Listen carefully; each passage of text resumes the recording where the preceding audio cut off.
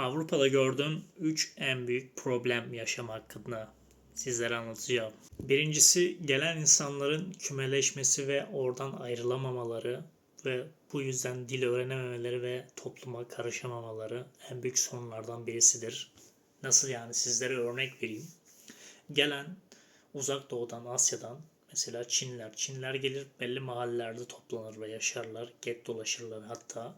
Ya da Türkler Almanya'da mesela Kreuzberg gibi yerlerde gelirler, orada get dolaşırlar. Kendi toplumlarını, kendi kültürlerini getirirler. Zaten kendi toplumlarını, kendi kültürlerini unutmamaları çok güzel bir şey.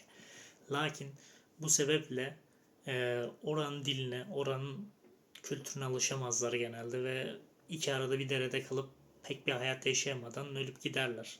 Genelde onların çocukları daha da iyi bir hayat yaşarlar. Çünkü çoğunu asimile eden bir sistem var Avrupa'da.